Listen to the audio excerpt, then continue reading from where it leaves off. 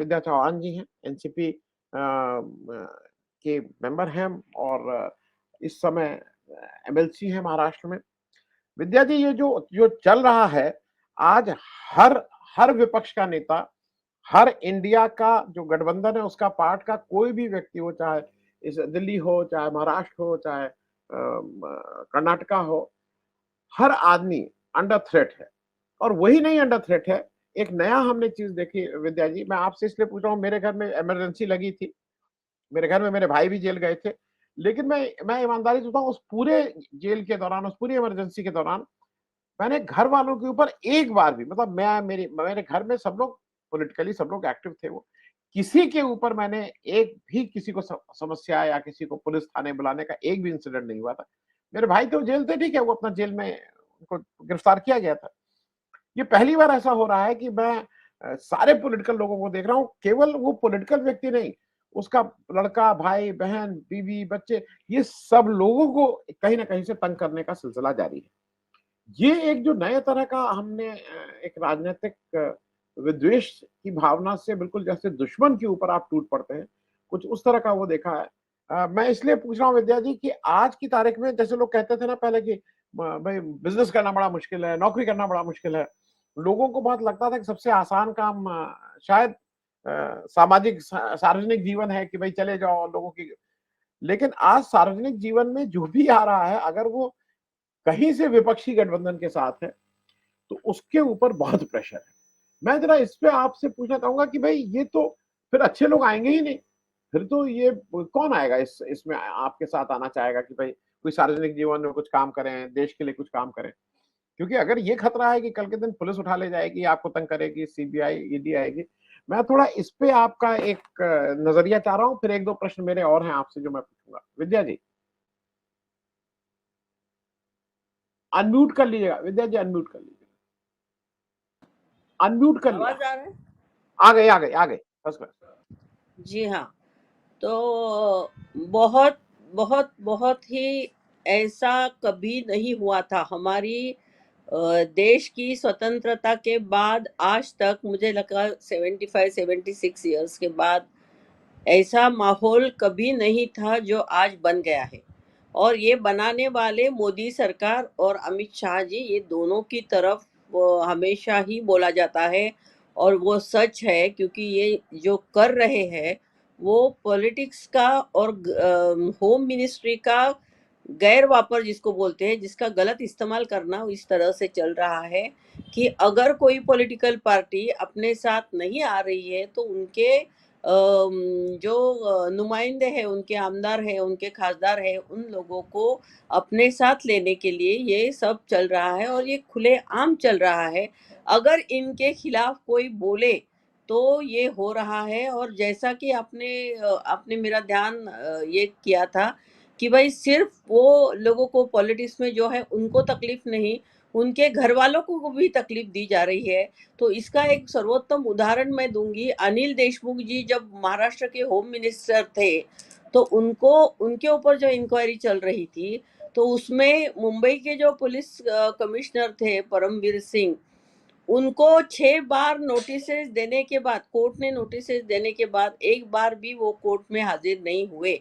ये मुद्दा बहुत अहम है कि उनको बुलाया लेकिन वो आए नहीं। और अनिल देशमुख के घर के ऊपर 113 क्या 115 बार रेड कर चुके हैं। और उसमें उनके बच्चों को, उनको बीवी को, उनके बेटों को, उनकी ग्रैंड डॉटर 6 साल की थी, उसको भी चॉकलेट देके वो ईडी के पुलिस अधिकारी उनको बोलते थे कि बच्ची को लेके बैठते थे और उसको पूछते थे कि क्या क्या होता है तुम्हारे घर में, कौन आता है, क्या आता है, पता नहीं क्या क्या क्वेश्चंस उन्होंने पूछे। लेकिन ये सरासर गलत है कि 6 साल के बच्चे को अगर आप इस तरह से पूछोगे तो ये अधिकार आपको किसने दिया। और इनको सुप्रीम कोर्ट में जब अभी चल रहा है, ये आपको मालूम है, सिर्फ पॉलिटिशियंस को नहीं, ये अभी पत्रकारों को भी, ये न्यूज़ क्लिक के रिपोर्टर्स वगैरह, इनको भी इन्होंने परेशान किया है। तो इनके खिलाफ अगर कोई लिखना यानी गलत बात है, ऐसा उनका कहना है। इनको एक तो मोदी 9 साल में किसी भी प्रेस कॉन्फ्रेंस, एक भी प्रेस कॉन्फ्रेंस उन्होंने नहीं ली है, एक भी पत्रकार से उन्होंने वार्तालाप नहीं किया है, कुछ भी नहीं किया है। और अभी अगर इनके गलत काम है, वो लिखने का काम, वो दिखाने का काम चैनल के माध्यम से अगर कोई पत्रकार करता है, तो उसे भी तकलीफ दी जाती है। तो ये जो बात है, ये बहुत ही गलत है। सुप्रीम कोर्ट के कहने के बाद भी ये अगर नहीं सुनते हैं, तो मुझे लगता है किसी का मानना नहीं सुनेंगे। और अभी 6 महीने में लोकसभा की चुनाव है, अभी जनता ने ये तय करना चाहिए कि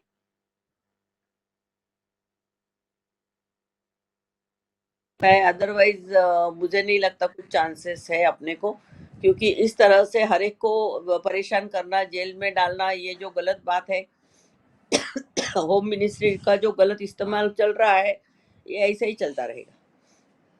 जी, मैं विजय जी एक छोटी-सी बात आपसे इसलिए और पूछ रहा हूँ क्योंकि आप मतलब जिसको आमदार भी हैं और आप ये पब्लिक लाइफ में इतने लंबे समय से हैं। मैं 2 उदाहरण दे रहा हूँ। केंद्र में हमने बिल्कुल साफ-साफ देखा कि लोकसभा में राहुल गांधी ने जब अडानी के क्वेश्चन्स उठाने शुरू किए जो सरकार को पसंद नहीं थे, मोदी जी को पसंद नहीं थे, तो उन्होंने पहले उनकी सदस्यता से निकाला।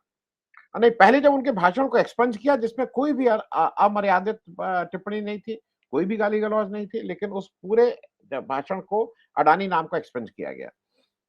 फिर राहुल गांधी की सदस्यता गई। राज्यसभा में हमने देखा कि ये जो संजय सिंह है, ये जो 2-3 जो बहुत वोकल लोग हैं, जो बहुत कस के अपनी बात उठाते हैं, उसमें ये हैं। इनको पहले राज्यसभा से निष्कासित कर दिया जाता है, पूरे सेशन के लिए निष्कासित किया जाता है। अब इनको जेल ले जाने की वो है। मैं आपसे इसलिए पूछ रहा हूँ कि 2 एक अनिल देशमुख साहब महाराष्ट्र में और केंद्र में पी चिदम्बरम को इन्होंने जेल में रखा था और आज 4-5 साल हो गए, 4 साल होने को आए। भाई कोई वो नहीं, पी चिदम्बरम साहब अगर दोषी हैं तो उनको भाई जो भी सजा है उस सजा को दो, फांसी सजा है तो फांसी दो, लेकिन केस तो कंक्लूड करो। मैं थोड़ा इस पे भी आपका ये मुंह बंद रखना भी जबरदस्ती चाहते हैं क्योंकि एक आपका ये जितने लोग बोलने वाले लोग हैं, चाहे विधानसभा हो, विधान परिषद हो, लोकसभा, राज्यसभा, वहां पे कोई भी बोलने वाला है उसको इनको किसी तरह से उससे बाहर रखना है। मैं इस पे एक टिप्पणी चाहूंगा।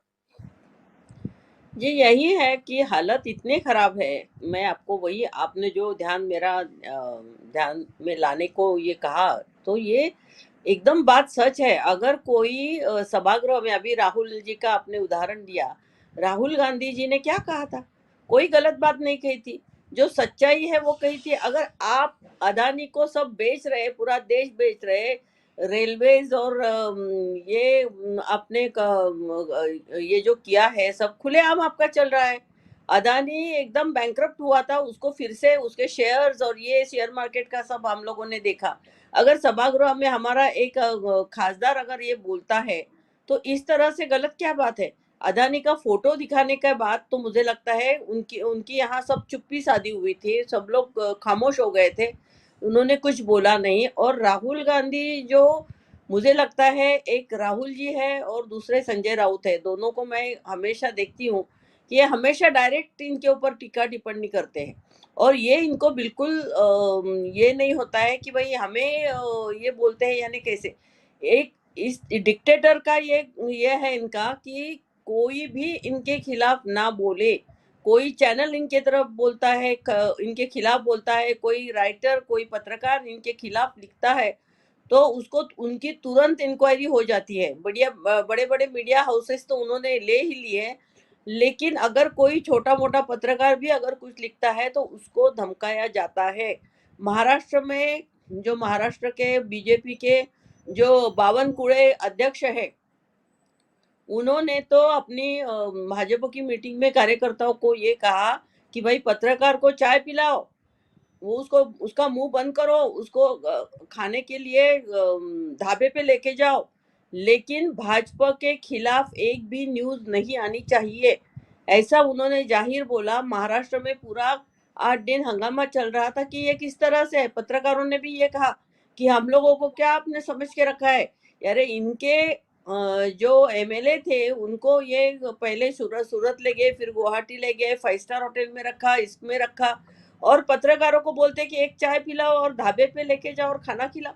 यानी इतने इनकी बिंदास हो गए हैं ये कि इनको कुछ लगता ही नहीं। कि हमारे हाथ में सत्ता है तो हम कुछ भी कर सकते हैं। पत्रकार सारे इन्होंने बहुत सारे लोगों को उन्होंने ऐसा लगता है उनको कि हमने खरीद लिया है, ऐसा उनका कहना है। और इसीलिए ये लोग इस तरह से पेश आ रहे हैं। तो यहाँ महाराष्ट्र में बहुत सारे पत्रकार बहुत इकट्ठा आए थे और उन्होंने ये भी किया कि इस तरह से आप जो बर्ताव कर रहे हैं पत्रकारों के साथ, ये बिल्कुल अच्छा नहीं है। किसी के चाय पिलाने से और ये करने से, यानी इनको इतना सत्ता का ये हो गया है कि हम लोग कुछ भी कर सकते हैं, किसी को भी खरीद सकते हैं। अगर हमारे खिलाफ कोई जाता है तो हम उसको छोड़ेंगे नहीं, उसको जेल तक ले जाएंगे, ईडी की इंक्वायरी लगेंगे, सीबीआई लाएंगे, इनकम टैक्स की ये करेंगे। अभी ये जो इनको अरेस्ट किया था, आप पार्टी के जो मंत्री थे, दिल्ली के संजय मंत्री रह चुके हैं, मनीष हाँ सिसोदिया। मनीष सिसोदिया जी। तो उनके ऊपर अभी तक कोई आरोप पत्र नहीं, कुछ नहीं। यानी ये सब क्या चल रहा है, यानी मनमानी है। तो इस तरह जी से मुझे लगता है कि अभी पत्रकारों ने और हर एक राजनीतिक दल के लोगों ने, एनजीओज ने, सब लोगों ने एक साथ आके इसका धरना प्रदर्शन कुछ ना कुछ जोरदार करना चाहिए, क्योंकि अभी ये सुप्रीम कोर्ट का कहना भी सुनने को तैयार नहीं है। जी जी, मैं विद्या जी आपसे दो चीजें जल्दी से इसलिए पूछ लूं क्योंकि आप हम सब लोगों में सबसे वरिष्ठ और आप राजनीतिक अनुभव सबसे ज्यादा आप ही का है। ये जो मोदी जी ने अभी एक और काम किया, उन्होंने जो महिला आरक्षण के नाम पे एक स्पेशल सेशन बुलाया, सब कुछ किया और उसमें इतना उसको घुमा दिया कि वो आरक्षण अगले 5 साल बाद लगेगा, 10 साल बाद लगेगा, क्योंकि अभी यह है कि आरक्षण तब लगेगा जब डिलिमिटेशन हो जाएगा। डिलिमिटेशन कब होगा? जब अगला जनगणना हो जाएगी। ये सारी चीजों को घुमाया है और उनको लगता है कि इस सबसे पूरे देश की महिलाएं उनको वोट देने के लिए उनको लगेगा कि नहीं नहीं ये बीजेपी वोट दे रही है। तो एक क्या अब आम महिला, भाई मैं जिस समाज में रहता हूं उनको इसको सबको समझ में आता है कि ये तो बेवकूफ बनाने वाली बात है।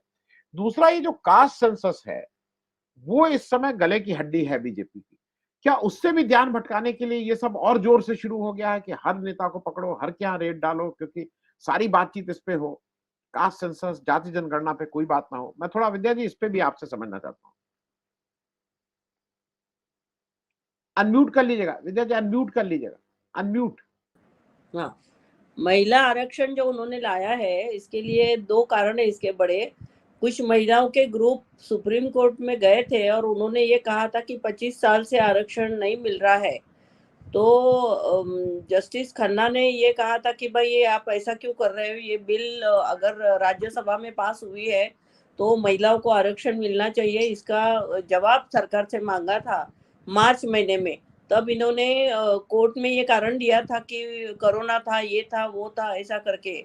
और अभी इनको ये सेशन में ये लेना इसलिए चाहिए था कि इनको दूसरा कुछ मुद्दों से ध्यान हटाने के लिए, और महिलाओं 50% महिला है, अगर उनको भी हम लोगों ने खुश कर दिया कि भाई आरक्षण मिल रहा है, तो इसका अगर फायदा हो जाता है लकीली, तो फायदा लेने का, फायदा उठाने के लिए उन्होंने लाया है। लेकिन 2024 से ये आरक्षण नहीं मिल रहा है और ना ही जब जनगणना होगी और उसमें तय होगा तो मिलेगा आरक्षण, और वो 15 साल के लिए मिलेगा। यानी उसमें भी महिलाओं को कोई सेटिस्फेक्शन नहीं है और आरक्षण की कोई पॉसिबिलिटी नहीं है, मुझे नहीं लगता है। लेकिन ये मुद्दा उन्होंने उठाया है कि हम लोगों ने एक महिलाओं के लिए अच्छा काम किया। कुछ बोली वाली महिलाओं, अभी मुझे तो ऐसा लगता है कि राजनीति में आने वाली महिलाएं और बाकी सब महिलाओं में बहुत फर्क होता है। अगर गैस का सिलेंडर आपने 400 रुपए फिर से कर दिया तो थोड़ी महिलाएं खुश हो सकती है। आरक्षण का महत्व जो राजनीतिक महिलाएं, राजनीतिक दल है, उनको है। लेकिन ये सिर्फ महिलाओं को, जैसे हम मराठी में बोलते हैं, गाजर दिखाने का काम किया है और कुछ नहीं है। और बाकी जो आपने दूसरा सवाल पूछा उसमें तो मुझे लगता है कि इनको, मुझे याद नहीं आपने क्या वो पूछा, नहीं नहीं, मैं फिर बता से दे आप। रहा हूँ। जो जाति जाति जनगणना जो है वो हम्म। एक ऐसा है जिससे भाई समाज में एक बड़ा वर्ग है जिसको आप कुछ दे ही नहीं रहे हैं, पावर पावर शेयरिंग हो नहीं रही है। तो अगर जाति जनगणना हो जाएगी तो उसमें भी कुछ साफ साफ हो जाएगा। उसको ये अवॉइड कर रहे हैं, वो चाहते हैं कि किसी भी तरह से उस सवाल पे जवाब ना देना पड़े। विद्या जी, जाति जनगणना की बात। जी, जात जात गणना जो अभी बिहार में हुई है उसके अच्छे रिजल्ट्स आए हैं, नीतीश कुमार जी ने ये कर लिया है। और मुझे लगता है महाराष्ट्र में भी शरद पवार साहब ने ये मांग की है कि भाई ये जनगणना होनी चाहिए, जातीय जनगणना होनी चाहिए, क्योंकि ये जो 8-9 स्टेट्स में ये प्रॉब्लम है। महाराष्ट्र में मराठा आरक्षण मांग रहे हैं, धनगर आरक्षण मांग रहे हैं, वहाँ जाट आरक्षण मांग रहे हैं। तो अगर ये मर्यादा 50% जो कोर्ट ने दी है उसको अगर हटाना है तो सभागृह में, संसद में 50% आरक्षण का उठाना उनके लिए पॉसिबल है। लेकिन मेरा ये पहले से कहना है कि भाजपा आरक्षण के खिलाफ है। मैं आपको बार बार यही बताती हूँ कि मंडल आयोग जब आया था तब रथ यात्रा कमंडल निकाला गया था, क्योंकि मंडल आयोग से जो 27% आरक्षण ओबीसीओ को मिला था ये इनको मंजूर नहीं था, और इन्होंने रथ यात्रा निकाली थी और कमंडल की तरफ ध्यान करके फिर राम मंदिर और ये मंदिर का सब इशू उठाया, बाबरी मस्जिद का डराना, ये करना सब किया था। तो ये सब इश्यूज जो है पहले से भाजपा को आरक्षण मंजूर नहीं है, लेकिन भाजपा ने सवर्णों को 10% आरक्षण जो उनको देना था वो दे दिया है। यानी ऐसा कुछ नहीं कि ये कुछ कर नहीं सकते, ये सब कुछ कर सकते हैं, लेकिन बिहार में जैसी जात निहाय जनगणना हुई वैसी होनी बहुत जरूरी है।